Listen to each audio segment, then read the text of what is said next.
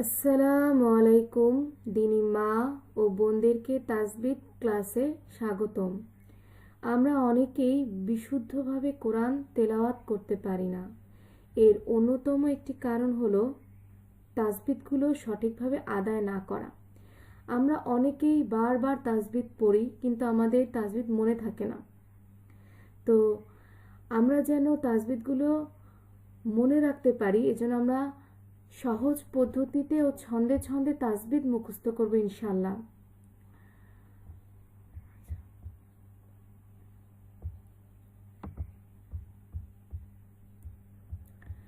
বিশুদ্ধ করে কোরআন পড়িতে যেই সব নিয়ম দরকার হয়, বিশুদ্ধ করে কোরআন পড়িতে যেই সব নিয়ম দরকার হয়, ওই সমস্ত নিয়ম কানুনকে তাসবিদ বলা হয়। আমি যখন বলছি আমার সাথে সাথে বলার চেষ্টা করুন। অর্থাৎ আরবি 29টি হরফকে তার নির্দিষ্ট মাখরাজ থেকে সিফাত সহ আদায় করাকে তাসবিদ বলা হয়। আচ্ছা, মাখরাজ বলতে বোঝায় যেই স্থান থেকে হরফগুলো উচ্চারিত হয় সে স্থানকে মাখরাজ বলে, এবং সিফাত বলতে বোঝায় হরফগুলোর গুণ, যে কোন হরফ মোটাভাবে আদায় হবে, কোন হরফ পাতলাভাবে আদায় হবে, কোন হরফের ক্ষেত্রে বাতাস জারি থাকবে। তাহলে আমরা জানলাম যে আরবি 29টি হরফকে তার নির্দিষ্ট মাখরাজ থেকে সিফাত সহ আদায় করাকে তাসবিদ বলা হয়। 1 নম্বর তাসবিদ ওয়াজিব গুন্না। আচ্ছা, ছন্দে যাওয়ার আগে আমি বলে দিই যে ওয়াজিব গুন্না কি। ওয়াজিব গুন্না মানে গুন্না করে পড়া ওয়াজিব। আমরা যখন এই ওয়াজিব গুন্না দুইটা হরফ, একটা হলো নুন আর একটা হলো মিম, যখন নুন বা মিমে তাসদিদ থাকবে তখন গুন্না করে পড়তে হবে, এটাকে বলা হয় ওয়াজিব গুন্না, আর এই গুন্নাটা করা ওয়াজিব। আচ্ছা, 1 নম্বর তাসবিদ ওয়াজিব গুন্না। নুন কিংবা মিমে যদি তাসদিদ পাওয়া যায়, তাসদিদওয়ালা নুন মিম গুন্না করা ওয়াজিব হয়। ওয়াজিব গুন্নার কয় হরফ? ওয়াজিব গুন্নার 2 হরফ, নুন এবং মিম। নুন এবং মিমের উপর তাসদিদ গুন্না করা ওয়াজিব। অর্থাৎ আমরা বলতে পারি যে নুন বা মিমের উপর যদি তাসদিদ থাকে তাহলে গুন্না করে পড়তে হবে। এই যে এখানে যে চিহ্নটা আছে এটাকে বলা হয় তাসদিদ। আচ্ছা, আর এটা মাসকের নিয়ম হলো নুন বা মিমের উপর তাসদিদ গুন্না করা ওয়াজিব। আ লাগবে নুনের সাথে আন, নুনের উপর তাসদিদ গুন্না করা ওয়াজিব না। আন্না। ই লাগবে নুনের সাথে ইন, নুনের উপর তাসদিদ গুন্না করা ওয়াজিব না। ইন্না। আ লাগবে মিমের সাথে আম, মিমের উপর তাসদিদ গুন্না করা ওয়াজিব মা। আম্মা। এখানে আ বলতে হামজা জবর আ বুঝাচ্ছি। ই লাগবে মিমের সাথে ইম, মিমের উপর তাসদিদ গুন্না করা ওয়াজিব মা। ইম্মা। মিম লাগবে নুনের সাথে মান, নুনের উপর তাসদিদ গুন্না করা ওয়াজিব না। মান্না।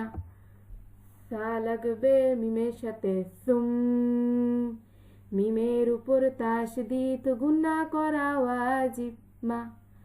সুম্মা। জিম লাগবে নুনের সাথে জান, নুনের উপর তাসদিদ গুন্না করা ওয়াজিব না। জান্নাতি। 2 নম্বর তাসবিদ ইস্তেলা। আচ্ছা, ছন্দে যাওয়ার আগে বলি যে ইস্তেলা কি।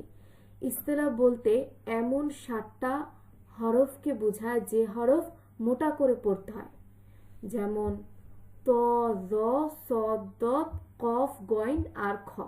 এই হরফগুলো আমরা সবসময় মোটাভাবে আদায় করব। যখন পড়বো একটু মোটা করে পড়বো, মানে সাউন্ডটা আমাদের কি হবে, মোটা করে উচ্চারিত হবে। 2 নম্বর তাজবিদ ইস্তেলা।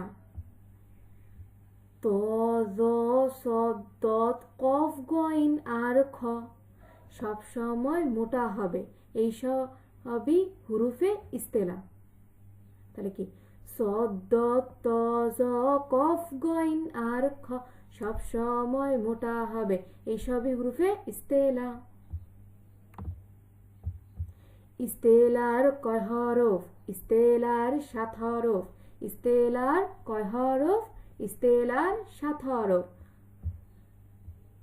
সদ ত জ কফ গইন আর খ সব সময় মোটা হবে, মোটাকে পুর বলা হয় বা মোটা বলা হয়। এই হরফে, এই সবই হুরুফে ইস্তেলা। একত্রে আমরা যদি মনে রাখতে চাই, একত্রে বলতে পারি খুস দক তিন কিস। আমরা মনে রাখার সুবিধার্থে এই জানে খ হুরুফে ইস্তিলা, সদ হুরুফে ইস্তেলা, দ হুরুফে ইস্তেলা। আমি যখন দ বলতেছি এটা মোটা করে শব্দের কাছে তুই তুই কিস, তাহলে খুস দক তিন কিস। আর আমাদের মনে রাখতে হবে যে ত জবর সবসময় ত হবে, কখনো তা বলা যাবে না। আমরা অনেকে তা বলে ফেলি, তা তো তা, আলিফ বা তা ওই তা হয়ে যায়, কিন্তু ত একটু মোটা করে আদায় হবে এবং তয়ের উচ্চারণ ত হবে, ত জবর তই হবে। আচ্ছা, নিয়ম হলো ত সিফাতে ইস্তেলা, মাসকে নিয়ম হলো ত সিফাতে ইস্তেলা মোটাভাবে আদায় হয়। তলা বা প প মোটা করে পড়তে হবে, প তলা বা ত সিফাতে ইস্তেলা মোটাভাবে আদায় হয়। জলামতু স সিফাতে ইস্তেলা মোটাভাবে আদায় হয়। ফা ফা ফা বলার সময় একটু বাতাস বের হবে, ফা ফা সব্বা স ফ ফা সব্বা স সিফাতে ইস্তেলা মোটাভাবে আদায় হয়। দরবা দ সিফাতে ইস্তেলা মোটাভাবে আদায় হয়। ওয়াকাবা ক ক সিফাতে ইস্তেলা মোটাভাবে আদায় হয়। গায়বা গায়বা গ সিফাতে ইস্তেলা মোটাভাবে আদায় হয়।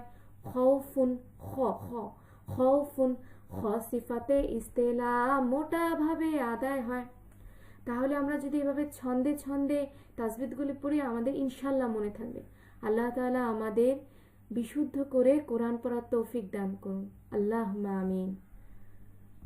সাদাকাল্লাহুল আলিয়্যুল আযীম।